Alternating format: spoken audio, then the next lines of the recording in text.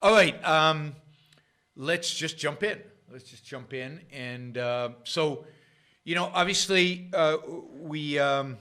you're all familiar with the story about this 21-year-old who went into, I guess, 3 massage parlors, shot 8 people, including six Asian women, and basically murdered them all, and then was arrested on the way, it turns out, to another massage parlor where he wanted to I guess, execute a bunch of additional massage therapists at this parlor. And it's absolutely true that whatever we say about this, the guy's a nut, the guy's evil.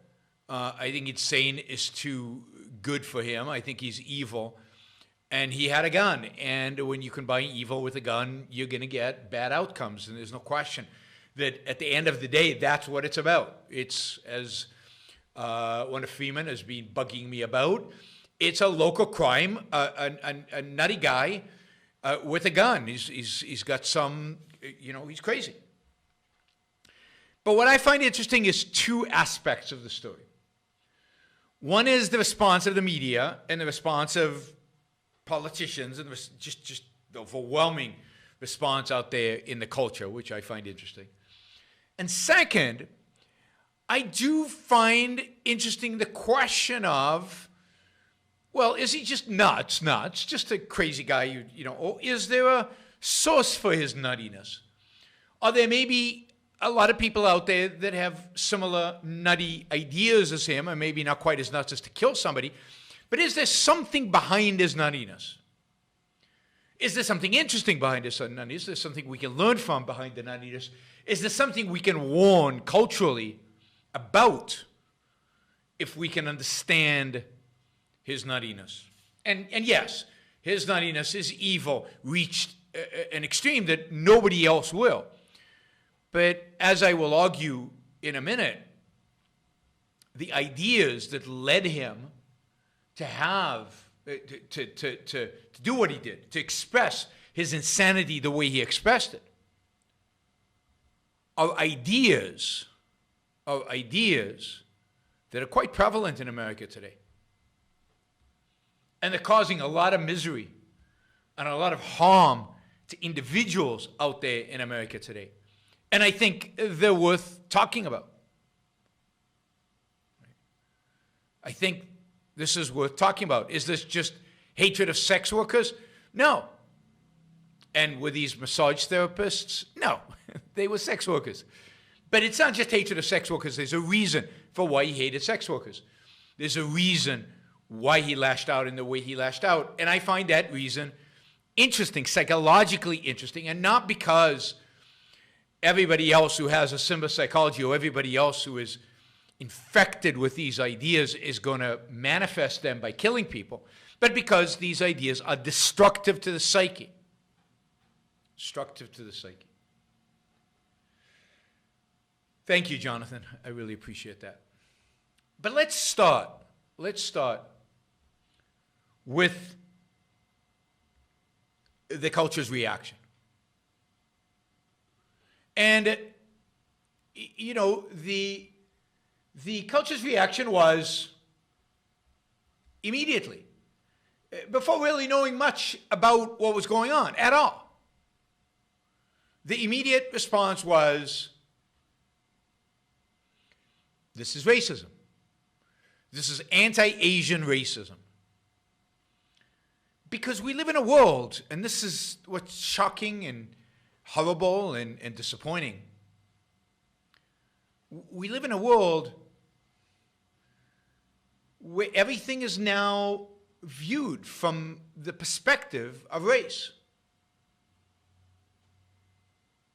It wasn't that he killed massage therapists or more than likely sex workers of some, whether they were full-on prostitutes or just delivering what are called, I think, usually happy endings. Either way, they were one form or another of sex worker. It wasn't that. It was immediately.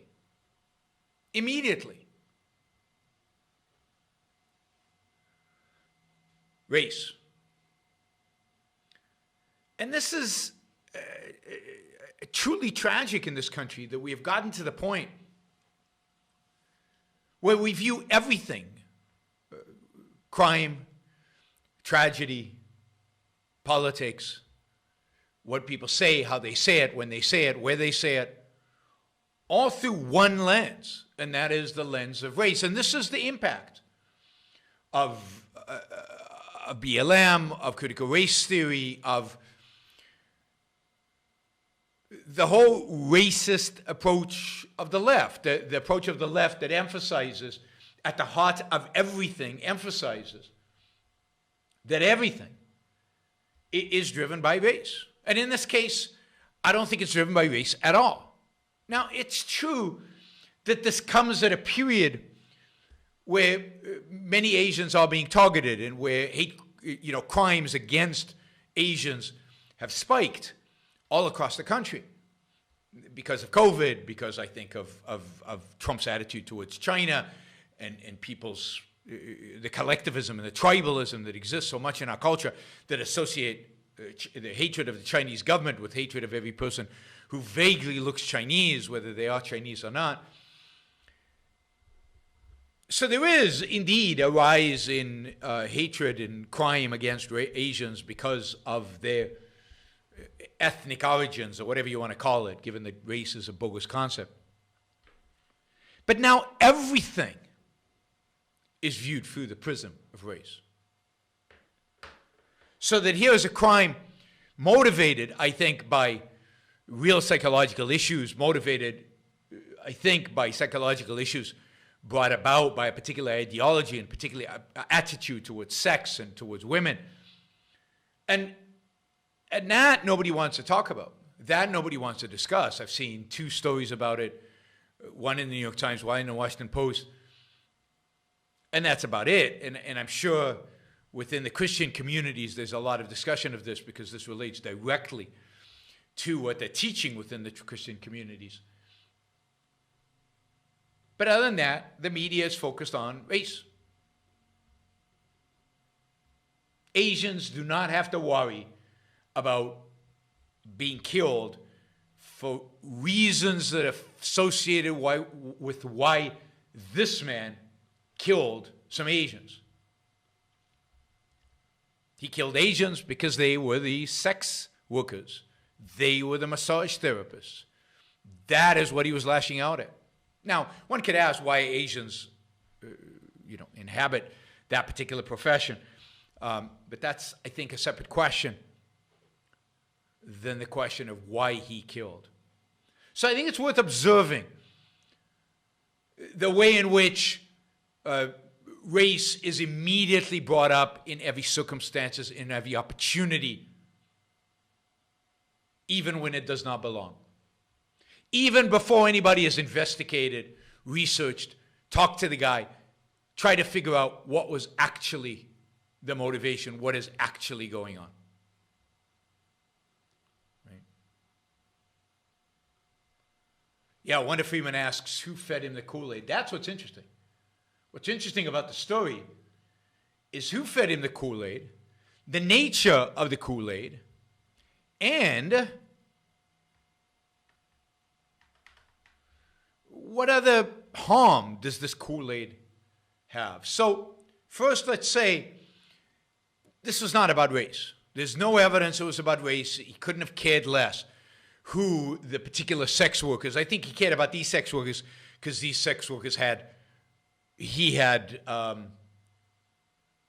what's the term? He had bought services from them. He had used services at these particular spas, would be my guess. And that's why he lashed out at them. They could have been anybody. They had to be women. The fact that they're women is important. The fact that they're Asian, probably not as important. So we have become such a racist culture, and this is what racism means. We have become such a racist culture that we see everything, understand everything from the perspective, we see everything, trying to understand everything, are forced to, be exposed to race everywhere. Everywhere. And I think that's tragic. I think it's something to pay attention to. I think it's something to, even in the case of, and I forget names, the guy who was killed in Minneapolis over the summer, even in the case of them where the policeman stood in his throat, I think brutally and unjustifiably, but I know some of you disagree. It's not clear that the policeman was a racist. It's clear that he committed an act of brutality that was clearly unnecessary. But was he a racist? Did he do it because the guy was black? Or did he do it because he's an arrogant, a-hole? And he's an abusive police officer.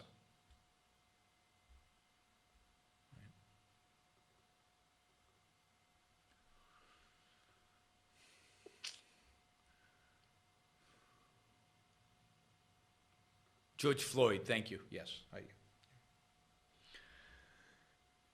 The one place my age is showing is there. All right, so let's talk about this shooter in Atlanta.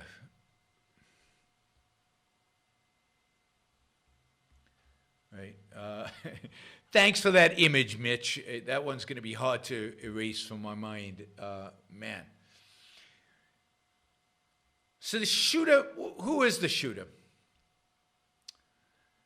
The shooter is a young man raised in a religious evangelical household, a very religious evangelical church, culture, environment, very active in church, very active among his friends in his religion very important to him. Indeed, the police have said that he suffers from sex addiction, or says he suffers from sex addiction, treated for sex addiction at an local evangelical treatment facility called Hope Quest. Somebody who takes his Christianity and his religion very, very seriously. Right? But in this case, I think Christianity has a perverted and distorted and somewhat sick view of sex to begin with. But he comes from a particular evangelical school that takes this one step further. This particular school of thought, if you will, is called purity culture. Purity culture, which was been popular among evangelicals since the 1990s, has gone kind of up and down in terms of its popularity, but there certainly are a lot of people that are involved in purity culture. I read a bunch of Christians online, and of course they are saying this doesn't really have anything to do with real Christianity. This is a perversion. Right? One that says, couldn't he get a date? He's not allowed to date. Part of Puritan culture is you don't date. You court, but you don't date. Now, Christianity, as David French, for example, and mainstream Christians will say, Christianity believes that sex is reserved for a marriage between a man and a woman. Purity culture takes it one step further. Right? And purity culture believes that any physical contact, any sexual physical contact between a man and a woman before marriage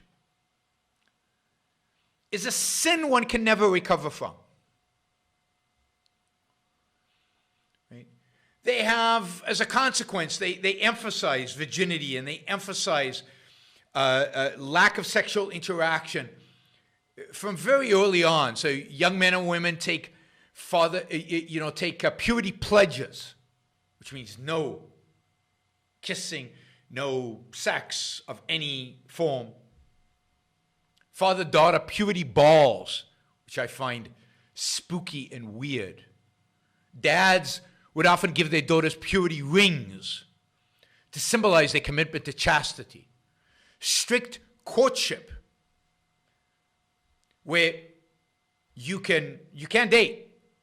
You can meet the woman you like, but there has to be a chaperone. There has to be parent supervised.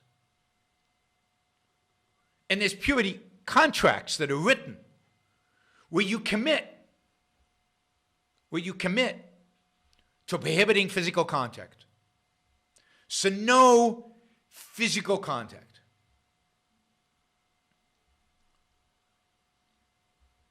Premarital sexual sin is not viewed as, commit to never doing it again, and say 5 Hail Marys and whatever, right? And Jesus will forgive you. No, premarital sin is a defining, status-changing act. If you're no longer a virgin, your life, your wedding, and your marriage are diminished as a result. You can never live a fulfilling Christian life. You walk down an aisle fundamentally tarnished, lost something that you can never, ever get back in a deep sense. Zalmi says, I live in a Hasidic community. It's far worse there. I will get to the parallels. Absolutely. This is Hasidic community. This is Islam. This is the approach. And you'll see similarities just grow with the Hasidic community, in particular in terms of the role of women. Now, if you stay pure, God is going to reward you with additional beauty. This is for the women, right? But a beauty that has to be concealed. Has to be concealed. And here it sounds a lot like the Hasidic Jews or like the Muslims. Women bear a particular burden to protect men from temptation. And therefore, they are commanded to dress appropriately, not provide any eye traps, dress in a way that does not stimulate the men, cause the men to desire them sexually. It is the woman's responsibility because the man cannot help himself. The man is what he is. He is a sinner. He has no way to control his desires.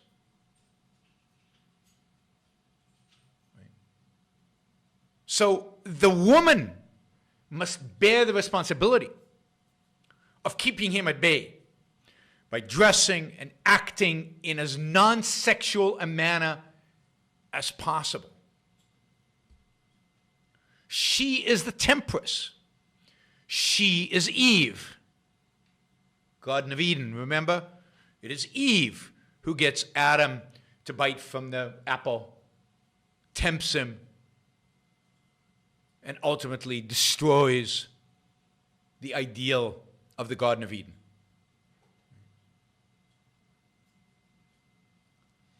Now, it's interesting that, just as an aside, that many of the people who advocate for this purity culture land up disgraced in all kinds of scandals because of their own sexual misconduct. There was a book in the 1990s that was written by a guy named Josh Harris called Kissing Dating Goodbye, which sold 1 million copies. And it urged Christian young people to abandon dating entirely. One of the interesting features of this book is that Harris wrote it when he was 21, and just a few years ago, I saw a TV show with him where he's completely repudiated the book. He's separated from his wife, and he's renounced his Christianity completely. But at the time, this is a book that sold millions and millions of copies. The idea here is that sexual sin is a defining sin. And women bear the burden, a special burden, to protect young men from lust, And later, they bear the burden, the responsibility of making sure their husbands are satisfied so that they don't go out and are lustful after other women. And indeed, if they don't satisfy their husbands, they're often accused of being, frigid and just uninterested and too busy with themselves, and they're blamed for any, for example, infidelity that the husband might engage in. It's their fault because they didn't satisfy. By the way, if you abide by this purity, you also get great sex later when I guess you're married. That's part of the promise. Now note that the whole culture here is about the sinfulness of the most pleasurable activity man can engage in. One of the most powerful forms of pleasure available to men and women. But it is inherently sinful to them. And of course, men are portrayed here just like they are in Islam, and just like they are in ultra-Orthodox Judaism, as animals who cannot control themselves. Now note that there is a sense in which Reardon in Atlas Shrugged views it that way. You remember, he views sex as an animalistic thing, lust as an animalistic thing that he needs to satisfy, but it's dirty, it's bad, it's shameful, it's horrible.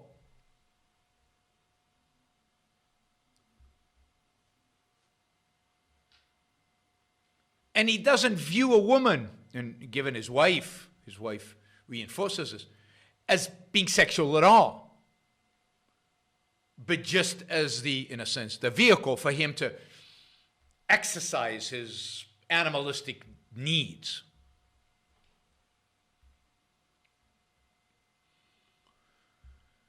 So think about it. Think about growing up in a world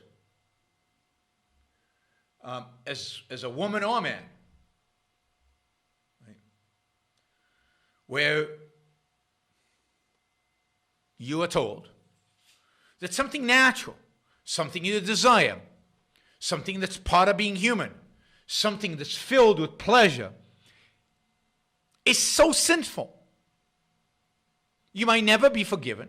You might never find salvation.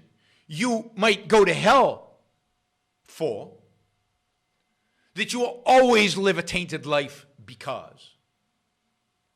I mean, imagine the psychology of somebody who's born into this. And it's not even the act. I mean, Jesus himself taught, right, that lust, and I'm quoting here from a Washington Post, a New York Times article, that lust is committing adultery in one's heart. So just thinking about it is evil. Employing a vivid metaphor to underscore the gravity of this point, the author writes, if your eye causes you to stumble, i.e., you saw this beautiful woman and you lust after her, what should you do? Your eye keeps drifting and you keep having these lustful thoughts, and lustful thoughts are the equivalent of adultery, and they're the equivalent, they are sin. He says, if the eye causes you to stumble, pluck it out. Pluck it out. It's better to get into heaven with one eye than not at all.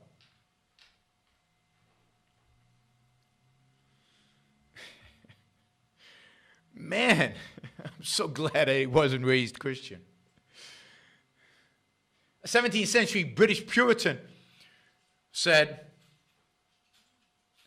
with regard to women, you must walk among sinful persons, men in other words, which all men are, as you would do with a candle among straw or gunpowder, or else you may see the flame which you did not foresee when it is too late to quench it. In other words, if they rape you, it's probably your fault.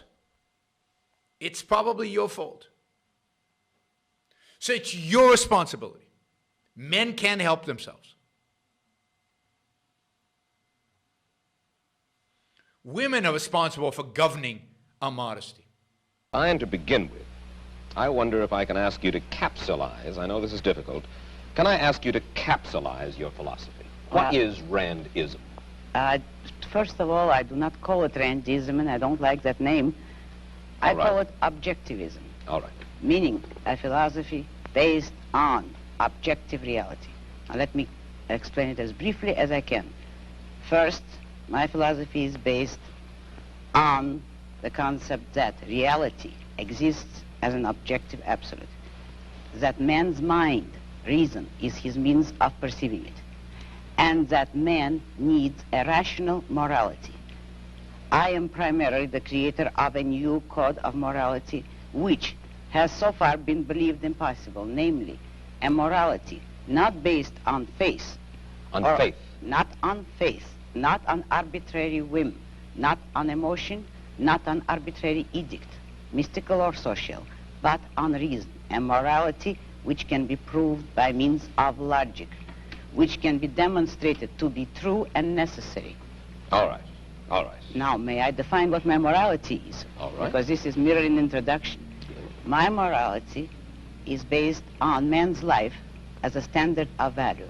And since man's mind is his basic means of survival, I hold that if man wants to live on earth and to live as a human being, he has to hold reason as an absolute, by which I mean that he has to hold reason as his only guide to action, and that he must live by the independent judgment of his own mind, that his highest moral purpose is the achievement of his own happiness, and that he must not force other people, nor accept their right to force him, that each man must live as an end in himself and follow his own rational self-interest. May I? All right, before we go on, reminder, please like the show. We've got 163 live listeners right now, 30 likes. That should be at least 100. I figure at least 100 of you actually like the show. Maybe there are like 60 of the Matthews out there who hate it. But at least the people who are liking it, you know, I want to see a thumbs up. There you go. Start liking it. I want to see that go to 100. All it takes is a click of a thing, whether you're looking at this. And you know, the likes matter. It's not an issue of my ego. It's an issue of the algorithm. The more you like something, the more the algorithm likes it. So, you know, and if you don't like the show, give it a thumbs down. Let's see your actual views being reflected in the likes. But if you like it, don't just sit there. Help get the show promoted. Of course, you should also share. And you can support the show at JeronBrooksShow.com/support, or on Patreon or Subscribestar or Locals, and show your support for the work, for the value hopefully you're receiving from this. And of course, don't forget, if you're not a subscriber, even if you just come here to troll, or even if you're here like Matthew to defend Marx, then you should subscribe, because that way you'll know when to show up. You'll know what shows are on, when they're on. You'll get notified, right? So, yes, like, share, subscribe, support. Like, share, subscribe, support. There you go. Easy. Do one or all of those, please.